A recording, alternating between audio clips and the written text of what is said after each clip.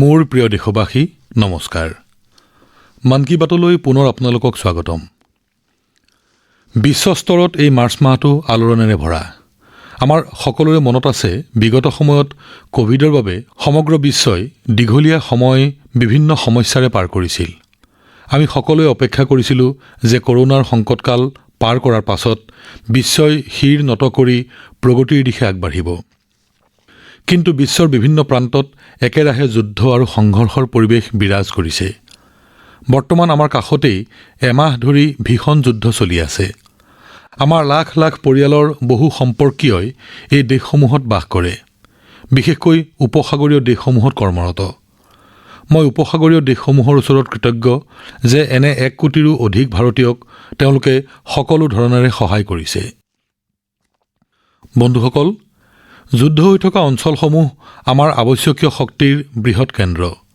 ইয়াৰ বাবে সমগ্ৰ বিশ্বতে পেট্ৰল আৰু ডিজেলৰ স্থিতি সংকটজনক হৈছে আমাৰ বিশ্বব্যাপী সম্পৰ্ক তথা বিভিন্ন দেশৰ পৰা লাভ কৰা সহযোগিতা আৰু বিগত দশকত দেশৰ সামৰ্থ্যৰ বাবেই ভাৰতে এনে পৰিস্থিতিৰ সৈতে সাহসেৰে মোকাবিলা কৰিবলৈ সক্ষম হৈছিল বন্ধুসকল নিশ্চয়কৈ এয়া প্ৰত্যাহ্বানৰ সময় আজি মন কী বাতৰ জৰিয়তে মই সকলো দেশবাসীক অনুৰোধ কৰোঁ যে আমি ঐক্যবদ্ধ হৈ এই প্ৰত্যাহ্বানেৰে ভৰা পৰিস্থিতিৰ পৰা ওলাই আহিব লাগিব যিসকলে এই বিষয়টো ৰাজনীতি কৰিছে তেওঁলোকে এনে কৰিব নালাগিব এয়া দেশৰ 140 কোটি জনতাৰ হিতৰ সৈতে জড়িত বিষয় ইয়াত স্বাৰ্থৰে ভৰা ৰাজনীতিৰ কোনো স্থান নাই এনে সময়ত যিসকলে উৰাবাতৰি বিয়পাইছে তেওঁলোকে দেশৰ অনিষ্ট কৰিছে মই সকলো দেশবাসীকে গোহাৰি জনাওঁ তেওঁলোক যেন সতৰ্ক হয় উৰাবাতৰিত যেন গুৰুত্ব নিদিয়ে চৰকাৰৰ ফালৰ পৰা আপোনালোকক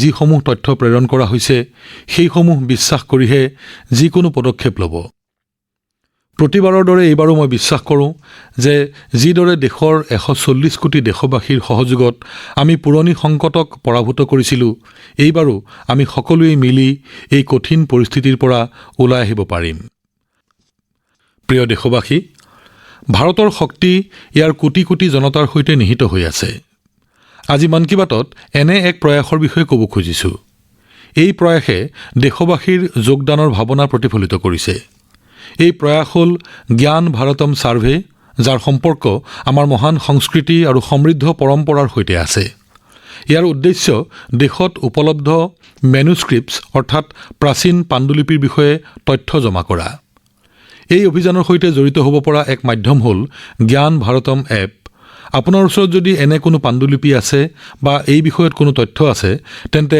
সেই বিষয়ক আলোকচিত্ৰসহ আপুনি জ্ঞান ভাৰতম এপত নিশ্চয়কৈ জনাব প্ৰতিটো এণ্ট্ৰিৰ সৈতে জড়িত তথ্যৰ বিশ্বাসযোগ্যতা প্ৰমাণ কৰি থকা হৈছে মই সুখী যে এতিয়া হেজাৰ হেজাৰ পাণ্ডুলিপি বিভিন্নজনে শ্বেয়াৰ কৰিছে উদাহৰণস্বৰূপে অৰুণাচলৰ নামচাইৰ চাও নংটিচিন্ধ লোকাংগজীয়ে টাই ভাষাৰ পাণ্ডুলিপিৰ বিষয়ে জনাইছে অমৃতসৰৰ ভাতৃ অমিত সিং ৰাণাই গুৰুমুখী লিপিৰ পাণ্ডুলিপি শ্বেয়াৰ কৰিছে এয়া আমাৰ মহান শিখ পৰম্পৰা আৰু পঞ্জাবী ভাষাৰ সৈতে জড়িত লিপি কিছু অনুষ্ঠানে পাম লিফ অৰ্থাৎ তালপাতত লিখা পাণ্ডুলিপিও দিছে ৰাজস্থানৰ অভয় জৈন গ্ৰন্থালয়ে লাডাখৰ কপাৰ প্লেটত লিখা বহু পুৰণি পাণ্ডুলিপিও শ্বেয়াৰ কৰিছে আনহাতে লাডাখৰ হেমিছ মনেষ্ট্ৰীয়ে তিব্বতী ভাষাৰ বহুমূলীয়া পাণ্ডুলিপিৰ বিষয়ে শ্বেয়াৰ কৰিছে ইয়াত মই মাত্ৰ কেইটামানহে উদাহৰণ দিছোঁ এই জৰীপ জুনৰ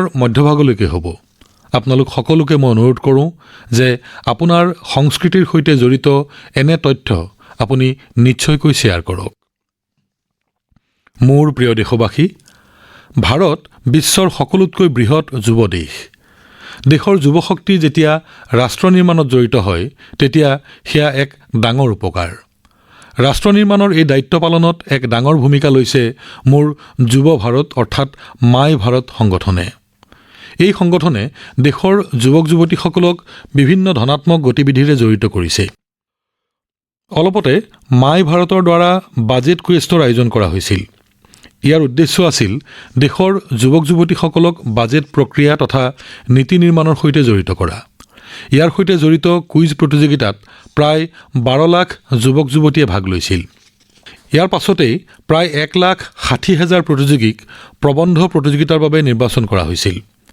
মই ইয়াৰে কিছু প্ৰবন্ধ পঢ়াৰ সুযোগ পাইছিলোঁ। ইয়াৰ পৰাই গম পোৱা যায় যে মোৰ যুৱ বন্ধুসকল দেশৰ বিকাশত যোগদানৰ বাবে কিমান তৎপৰ। তেলেংগানাৰ সূৰ্যাপেটাৰ কোটলা ৰঘুবীৰ ৰেড্ডী, উত্তৰ প্ৰদেশৰ বাৰাবাংকীৰ সৌৰভ বেছৱাৰ আৰু বিহাৰৰ গোপালগঞ্জৰ সুমিত কুমাৰে কৃষক কল্যাণৰ সৈতে জড়িত বিষয়ত লিখিছিল। পঞ্জাৱৰ মোহালিৰ আঞ্চল আৰু উৰিষ্যাৰ কেন্দ্ৰপাৰাৰ ওম প্ৰকাশ ৰথে মহিলাৰ দ্বাৰা উন্নয়নক আগবঢ়াই নিয়াৰ ক্ষেত্ৰত নিজৰ মত পোষণ কৰিছিল। হাৰিয়ানাৰ যমুনানগৰৰ প্ৰথম বৰাৰে লিখিছিল যে সেউজীয়া আৰু স্বচ্ছ ভাৰতেই সমৃদ্ধ ভাৰতৰ মাৰ্গ। ইয়াৰ জৰিয়তে তেওঁৰ গভীৰ চিন্তাধাৰাৰ বিষয়ে ধাৰণা কৰিব পৰা যায়। দিল্লীৰ শংখ গুপ্তাৰ এয়া পৰামৰ্শ যে গ্ৰাম্য ক্ষেত্ৰত খেল প্ৰতিভাক চিনাক্তকৰণৰ বাবে অধিক প্ৰয়াসৰ প্ৰয়োজন আছে। আমাৰ যুৱ বন্ধুসকলে স্কিল ডেভেলপমেণ্ট আৰু ইজ অৱ ডুইং বিজনেছৰ বিষয়তো নিজা মত পোষণ কৰিছে। মই সেইসকল যুৱক যুৱতীক কৃতজ্ঞতা জ্ঞাপন কৰিছোঁ যিসকলে তেওঁলোকৰ মনোভাৱ ব্যক্ত কৰিছে। তেওঁলোকৰ এই মতামতে দেশক আগুৱাই নিয়াত গুৰুত্বপূৰ্ণ ভূমিকা পালন কৰিব। মোৰ প্ৰিয় দেশবাসী, দেশৰ ক্ৰিকেট প্ৰেমীৰ বাবে এই মাহটো আনন্দৰ আছিল। ভাৰতে যেতিয়া T20 বিশ্বকাপত ঐতিহাসিক বিজয় সাব্যস্ত কৰিলে তেতিয়া গোটেই দেশত আনন্দৰ ঢৌ বিয়পি গ'ল। এই চমকপ্ৰদ সাফল্যৰ বাবে আমাৰ দলক লৈ আমি গৌৰৱান্বিত। যোৱা মাহৰ শেষৰ ফালে কৰ্ণাটকৰ হুবলিত আয়োজিত ৰঞ্জী ট্ৰফী প্ৰতিযোগিতাৰ এখন ৰোমাঞ্চকৰ খেলত জম্মু কাশ্মীৰৰ ক্ৰিকেট দলে 7 দশকৰ পিছত বিজয়ী হৈ ৰঞ্জী ট্ৰফী অৰ্জন কৰে। এই অভূতপূৰ্ব সফলতা খেলুৱৈসকলৰ কেইবাবছৰৰো পৰিশ্ৰমৰ ফল। দলৰ অধিনায়ক পাৰস ভোগৰাই অদ্ভুত কৌশল প্ৰদৰ্শনেৰে দলটোলৈ বিজয় কঢ়িয়াই আনে। কাশ্মীৰৰ যুৱ বলাৰ আকিব নবীৰে ৰঞ্জী ছিজনত 60টা উইকেট লৈ কৰা চমকপ্ৰদ সাফল্য দেশৰ ক্ৰিকেট প্ৰেমীসকলৰ মাজত আলোচনাৰ বিষয় হৈ পৰিছে। এই বিজয়ৰ জৰিয়তে খেলুৱৈ আৰু প্ৰশিক্ষকসকলৰ লগতে জম্মু কাশ্মীৰৰ জনসাধাৰণ খেলৰ প্ৰতি উৎসাহী হৈ উঠিছে। এতিয়া ডাঙৰ প্ৰতিযোগিতাসমূহো ইয়াত আয়োজন কৰাৰ পৰিকল্পনা কৰা হৈছে। খেলো ইণ্ডিয়া উইণ্টাৰ গেমছ প্ৰতিযোগিতাৰ জৰিয়তে গুলমাৰ্গ প্ৰসিদ্ধ হৈছেই। যুৱকসকলৰ মাজত ফুটবলো এতিয়া জনপ্ৰিয় হৈ উঠিছে। আশা কৰিছোঁ অদূৰ ভৱিষ্যতে ক্ৰীড়া ক্ষেত্ৰত জম্মু কাশ্মীৰৰ খেলুৱৈসকলৰ বিজয়ৰ শৃংখলা অবিৰতভাৱে চলি থাকিব। মোৰ প্ৰিয় দেশবাসী, মই প্ৰায়ে কওঁ যে খেলি থাকিব, সিয়েই বিকশিত হৈ উঠিব। আগতে জনপ্ৰিয় নোহোৱা খেলবিলাকো দেশৰ যুৱকসকলে আঁকোৱালি লোৱা দেখি মই বৰ আনন্দ পাইছোঁ। উত্তৰ প্ৰদেশৰ প্ৰতিভাশালী খেলুৱৈ গুলবীৰ সিঙে অলপতে এনে এটি খেলত চমকপ্ৰদ সাফল্য প্ৰদৰ্শন কৰিলে। তেওঁ কেইসপ্তাহমানৰ আগতে নিউয়ৰ্ক চিটি হাফ মাৰাথন প্ৰতিযোগিতাত ৩য় স্থান দখল কৰি ইতিহাস ৰচনা কৰিলে।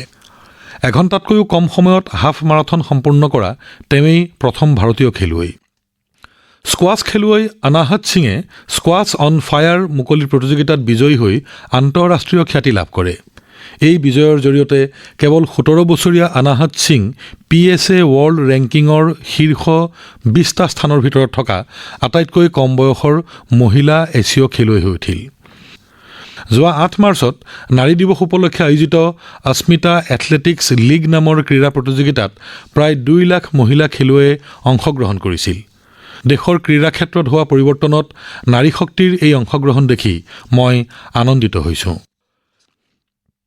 বন্ধুসকল, মই সদায় বিচাৰোঁ যে আপোনালোকে শাৰীৰিক সক্ষমতা বৃদ্ধিত মনোনিৱেশ কৰক। আন্তঃৰাষ্ট্ৰীয় যোগ দিৱসলৈ 100 দিনতকৈও কম সময় বাকী আছে। গোটেই বিশ্বত যোগৰ প্ৰতি আকৰ্ষণ বৃদ্ধি পাই আহিছে। আফ্ৰিকাৰ জিবুটিত অৰবিন্দ যোগ কেন্দ্ৰৰ জৰিয়তে আল মিছ মহোদয়ে যোগৰ প্ৰতি আকৰ্ষণ বৃদ্ধি কৰিছে। ইনষ্টাগ্ৰাম কণ্টেণ্ট ক্ৰিয়েটৰ যুৱৰাজ দোৱাই মোক অনুৰোধ জনাইছিল তেখেতৰ দেউতাকক খাদ্যত শৰ্কৰা কমাবৰ বাবে অনুৰোধ কৰিবলৈ। এই অনুৰোধৰ প্ৰতি দেউতাকে ভালদৰে সঁহাৰি জনালে। মই আপোনালোককো শৰ্কৰা কমাবলৈ আৰু 10% তেল কমকৈ খাবলৈ অনুৰোধ জনাইছোঁ। এনে সৰু সৰু প্ৰচেষ্টাই আপোনালোকক মেদবহুলতা আৰু জীৱনশৈলীজনিত ৰোগৰ পৰা বচাই ৰাখিব। মোৰ প্ৰিয় দেশবাসী, নিৰন্তৰ অভ্যাসৰ জৰিয়তে বুদ্ধিমত্তা বঢ়াব পাৰি। মই বাংগালুৰুৰ প্ৰয়োগ ইনষ্টিটিউট অৱ এডুকেশ্যন ৰিচাৰ্চ নামৰ এটি প্ৰতিষ্ঠানৰ কাম কাজৰ বিষয়ে জানিব পাৰিছোঁ। তেখেতসকলে গৱেষণাৰ বিষয়ত বিশেষ গুৰুত্ব দিছে। এই দলটিয়ে বিদ্যালয় পৰ্যায়ত বিজ্ঞান শিক্ষাক জনপ্ৰিয় কৰাৰ প্ৰচেষ্টাত ব্ৰতী হৈ আছে। এওঁলোকে অন্বেষণ নামৰ এটি পৰীক্ষামূলক প্ৰচেষ্টা কৰিছে, যাৰ জৰিয়তে নৱমৰ পৰা দ্বাদশ পৰ্যায়ৰ ছাত্ৰ ছাত্ৰীসকলক ৰসায়ন, ভূবিজ্ঞান আৰু ৱেলনেছ অৰ্থাৎ সুস্বাস্থ্য আদি ক্ষেত্ৰত উদ্ভাৱনমূলক কাম কৰাৰ সুযোগ দিয়া হয় আৰু ইয়াৰ জৰিয়তে বিদ্যাৰ্থীসকলৰ গৱেষণা পদ্ধতিৰ বিষয়ে অভিজ্ঞতা সঞ্চয় হয় আৰু লগতে তেওঁলোকৰ প্ৰকল্পসমূহ প্ৰকাশ কৰাৰ এখনি মঞ্চ তৈয়াৰ হয়। বন্ধুসকল, পৰীক্ষা পে চৰ্চা অনুষ্ঠানটিৰ সময়ত মোক বহু বিদ্যাৰ্থীয়ে কৈছিল যে তেওঁলোকে বিজ্ঞান বিষয়টো অধ্যয়ন কৰিব বিচাৰে যদিও এই বিষয়ে তেওঁলোকৰ মনত শংকা আছে। এই ক্ষেত্ৰত প্ৰয়োগ দলটিৰ প্ৰচেষ্টা অতি প্ৰশংসনীয়। তেওঁলোকে ছাত্ৰ ছাত্ৰীসকলক বিজ্ঞান বিষয়ত আলোচনা আৰু ব্যৱহাৰিকভাৱে কিছু কাম কৰাৰ সুবিধা দিয়ে। কোনো এটা বিষয় যেতিয়া আমি হাতে কামে কৰোঁ তেতিয়া বিষয়টো সম্পৰ্কে আমাৰ অনুসন্ধিৎসা জাগি উঠে। কোনে জানে আমাৰ এই তৰুণ বন্ধুসকলৰ মাজতেই ভৱিষ্যতৰ উৎকৃষ্ট বিজ্ঞানী একোজন হয়তো সুপ্ত হৈ আছে। বন্ধুসকল, আমাৰ নগা ভাইসকলে শিক্ষাৰ জৰিয়তে অতীতক সংৰক্ষণ আৰু ভৱিষ্যতৰ ভিত্তি প্ৰস্তুত কৰাৰ বাবে পদক্ষেপ লৈ আহিছে। এওঁলোকে সম্প্ৰদায়টোৰ অতীত পৰম্পৰাক অতিকৈ সন্মান কৰে। এই পৰম্পৰাক লৈ তেওঁলোকে গৰ্ব কৰাৰ লগতে ইয়াৰ আধুনিকীকৰণো কৰি আহিছে। নগা সম্প্ৰদায়ৰ মাজত থকা এক পৰম্পৰাগত শিক্ষা পদ্ধতি আছে, য'ত সমাজৰ অভিজ্ঞ অগ্ৰজসকলে উঠি অহা তৰুণসকলক পাৰম্পৰিক জ্ঞান, ইতিহাস আৰু জীৱন কৌশল সম্পৰ্কে শিক্ষা দিয়ে। সময়ৰ হাতবোলনিত এই ব্যৱস্থা এতিয়া মৰুং শিক্ষা অৱধাৰণালৈ ৰূপান্তৰিত হৈছে। ইয়াৰ জৰিয়তে গণিত আৰু বিজ্ঞানৰ দৰে বিষয়ৰ প্ৰতি শিশু আৰু চেমনীয়াসকলৰ মাজত আগ্ৰহ সৃষ্টি কৰা হয়। এই পদ্ধতিত অগ্ৰজসকলে সাধু কথা, লোকগীত আৰু পৰম্পৰাগত খেলৰ লগতে জীৱন কৌশলৰ পাঠদান কৰে। এইদৰে আমাৰ নাগালেণ্ডবাসীয়ে নিজৰ সাংস্কৃতিক ঐতিহ্যক সুৰক্ষিত কৰাৰ লগতে উঠি অহা চামক শিক্ষাৰ ক্ষেত্ৰতো আগবঢ়াই নিয়ে। যদি আপোনাৰ অঞ্চলতো এনে প্ৰচেষ্টাৰ উদাহৰণ আছে তেন্তে সেই কথা মোক নিশ্চয়কৈ অৱগত কৰিব। মোৰ প্ৰিয় দেশবাসী, দেশৰ বহু অঞ্চলত এতিয়া গ্ৰীষ্মৰ আৰম্ভণি হৈছে, অৰ্থাৎ এতিয়া জল সংৰক্ষণৰ সংকল্প আকৌ এবাৰ দোহাৰিবৰ প্ৰয়োজন আহি পৰিছে। যোৱা 11 বছৰে পালন কৰা জল সঞ্চয় অভিযানে আমাক বহু সচেতন কৰি তুলিছে। এই অভিযানত সমগ্ৰ দেশজুৰি প্ৰায় 50 লাখ কৃত্ৰিম জলাশয়ৰ গাঁথনি প্ৰস্তুত কৰা হৈছে। বৰ্তমান জল সংকটৰ পৰা পৰিত্ৰাণ পাবলৈ গাঁওসমূহত সমূহীয়া প্ৰচেষ্টা চলিবলৈ ধৰিছে। এই কথাই মোক অতি আনন্দিত কৰিছে। ক'ৰবাত পুৰণি জলাশয় পৰিষ্কাৰ কৰা হৈছে আৰু আন ক'ৰবাত বৰষুণৰ পানী সংৰক্ষণৰ ব্যৱস্থা কৰা হৈছে। অমৃত সৰোবৰ অভিযানৰ অধীনত দেশজুৰি প্ৰায় 70,000 অমৃত সৰোবৰ নিৰ্মাণ কৰা হৈছে। আজি মই আপোনালোকক কেইটামান প্ৰেৰণাদায়ক উদাহৰণৰ বিষয়ে জনাব বিচাৰিছোঁ। এই উদাহৰণসমূহে দেখুৱায় কি ধৰণে জনগণৰ অংশগ্ৰহণে জল সংৰক্ষণৰ প্ৰচেষ্টাক বহু ব্যাপকতা প্ৰদান কৰে। বন্ধুসকল, ত্ৰিপুৰাৰ জংপুই পাহাৰৰ বাংগমুন গাঁওখন প্ৰায় 3000 ফুট উচ্চতাত অৱস্থিত। এই গাঁওখনত গভীৰ জল সংকটে গাঁওবাসীক জুৰুলা কৰিছিল। গৰমৰ দিনত গাঁৱৰ লোকসকল পানীৰ বাবে বহু দূৰ দূৰণিলৈ যাব লগা হৈছিল। অৱশেষত গাঁৱৰ বাসিন্দাসকলে বৰষুণৰ প্ৰতি টোপাল পানীকেই সংৰক্ষণ কৰাৰ উদ্যোগ লয়। আজি বাংগমুন গাঁৱৰ প্ৰতি ঘৰতেই ৰুফটপ ৰেইন ৱাটাৰ হাৰ্ভেষ্টিং ব্যৱস্থা গঢ়ি উঠিছে। যিখন গাঁৱে এদিন পানীৰ সংকটৰ বাবে সংগ্ৰাম কৰিছিল, সেই গাঁওখন আজি জল সংৰক্ষণৰ এটি নিদৰ্শন হৈ পৰিল। বন্ধুসকল, এই ধৰণেৰে ছত্তীশগড়ৰ কোৰিয়া জিলাতো এক অনন্য উদাহৰণ দেখা পোৱা গৈছে। ইয়াৰ কৃষকসকলে এটি সৰল কিন্তু প্ৰভাৱশালী কৌশল অৱলম্বন কৰিছে। ইয়াৰ কৃষকসকলে খেতিপথাৰত কিছুমান সৰু সৰু গহ্বৰ কৰি লৈছে, য'ত বৰষুণৰ পানী জমা হৈ থাকে আৰু তাৰ পৰা লাহে লাহে সমগ্ৰ পথাৰলৈ বিয়পি পৰে। আজি গাঁওখনৰ 1200তকৈও অধিক কৃষকে এই পদ্ধতি অৱলম্বন কৰিছে আৰু অঞ্চলটোৰ ভূগৰ্ভস্থ জলস্তৰ বহু ওপৰলৈ উঠি আহিছে। আনহাতে তেলেংগানাৰ মঞ্চেৰিয়াল জিলাৰ মুধিগুণ্টা গাঁৱৰ লোকসকলেও সমূহীয়া প্ৰচেষ্টাৰে পানীৰ সমস্যাৰ সমাধান কৰিছে। গাঁওখনৰ 400 পৰিয়ালে নিজ নিজ ঘৰত চুক পিট তৈয়াৰ কৰি লৈছে আৰু এইদৰে জল সংৰক্ষণক এটি জন আন্দোলনৰ পৰিভাষা প্ৰদান কৰিছে। ইয়াৰ ফলত গাঁওখনৰ ভূগৰ্ভস্থ জলস্তৰ উন্নীত হোৱাৰ লগতে প্ৰদূষিত পানীৰ পৰা হ'ব পৰা বেমাৰ আজাৰৰো প্ৰভাৱ হ্ৰাস হৈ পৰিছে। মোৰ প্ৰিয় দেশবাসীসকল, আমাৰ মাছমৰীয়া ভাই ভনীসকল মাথো সমুদ্ৰৰ যোদ্ধাই নহয়, তেওঁলোক আত্মনিৰ্ভৰ ভাৰতৰো সমুদ্ৰৰ লহৰৰ সৈতে সংগ্ৰাম কৰি দেশৰ অৰ্থব্যৱস্থাক শক্তিশালী কৰাৰ প্ৰয়াস কৰে। এই মাছমৰীয়াসকলৰ জীৱন যাত্ৰা আজি সহজ কৰি তোলাৰ প্ৰচেষ্টা কৰা হৈছে। বন্দৰসমূহৰ বিকাশ সাধন আৰু মাছমৰীয়াসকলৰ বাবে জীৱন বীমা আদিৰ দৰে ব্যৱস্থাই তেওঁলোকৰ জীৱন যাত্ৰা সহজ আৰু সুনিশ্চিত কৰি তুলিছে। আমি জানো যে বতৰৰ পৰিৱেশে সমুদ্ৰগামী মাছমৰীয়াসকলক বৰকৈ প্ৰভাৱিত কৰে। সেইবাবে প্ৰযুক্তিগত কৌশলেৰে তেওঁলোকক সহায় আগবঢ়োৱাৰ পদক্ষেপ লোৱা হৈছে। মই সুখী হৈছোঁ যে এই ধৰণৰ প্ৰচেষ্টাই আমাৰ মৎস্য উদ্যোগক সমৃদ্ধ কৰাৰ লগতে এই ক্ষেত্ৰত নতুন নতুন উদ্যোগ গ্ৰহণ কৰাটো প্ৰেৰণা যোগাইছে। আজি মৎস্যপালন আৰু সমুদ্ৰজাত সামগ্ৰীৰ ক্ষেত্ৰত নতুন নতুন উদ্ভাৱন হৈছে আৰু আমাৰ মাছমৰীয়া ভাইসকল আত্মনিৰ্ভৰ হৈছে। উৰিষ্যাৰ সম্বলপুৰ অঞ্চলৰ সুজাতা ভূঞা এগৰাকী গৃহিণী আৰু তেওঁ নতুন কোনো উদ্যোগ লৈ নিজৰ পৰিয়ালটিক আৰ্থিকভাৱে টনকিয়াল কৰাৰ চেষ্টা চলাইছিল। এই উদ্দেশ্যলৈ তেওঁ কিছু বছৰ আগেয়ে হীৰাকুণ্ড জলাশয়ত মৎস্য পালনৰ কাম হাতত লয়। আৰম্ভণি সময়ছোৱাত তেওঁৰ বাবে কামবোৰ বৰ সহজ হোৱা নাছিল। বতৰৰ পৰিৱৰ্তনশীল অৱস্থা, মাছৰ খাদ্য যোগান আৰু ঘৰুৱা দায়িত্ব আদি পৰিৱেশত সমতা বৰ্তাই ৰখা তেওঁৰ বাবে কঠিন হৈছিল, কিন্তু তেওঁৰ উদ্যম আছিল অপৰিসীম। মাথো ২-৩ বছৰৰ ভিতৰতে তেওঁৰ ব্যৱসায় ঠন ধৰি উঠে। তেওঁৰ সফলতাই অঞ্চলটোৰ মহিলাসকলক বিপুলভাৱে প্ৰেৰিত কৰিছে। বন্ধুসকল, লক্ষদ্বীপৰ মীনাকাইৰ হাব্বা গুলজাৰৰ কাহিনীয়ে আমাৰ দেশৰ মাতৃভগ্নীসকলৰ দৃঢ় সংকল্প শক্তিৰ কথাকেই আমাৰ সন্মুখত দাঙি ধৰে। দৰাচলতে তেওঁ এটা ফিছ প্ৰচেছিং ইউনিট অৰ্থাৎ মৎস্য সংসাধন কেন্দ্ৰ চলায়। কিন্তু তেওঁৰ অনুভৱ হ'ল এইটোৰ লগতে শীতলীকৰণ ভঁৰাল এটাও থকা হ'লে অধিক সুবিধাজনক হ'লহেঁতেন। সেয়ে তেওঁ শীতলীকৰণ ভঁৰাল এটা স্থাপন কৰাটো থিৰাং কৰিলে। আজি সেইটোৱেই তেওঁৰ শক্তিত পৰিণত হৈ পৰিল। এতিয়া তেওঁ অধিক উৎকৃষ্টতাৰে তেওঁৰ পৰিকল্পনাসমূহ ৰূপায়ণ কৰিবলৈ সক্ষম হ'ল। বন্ধুসকল, আজি দেশত এনেধৰণৰ অনেক প্ৰয়াস চলিয়ে আছে যিসমূহ প্ৰকৃতাৰ্থত প্ৰেৰণাদায়ক।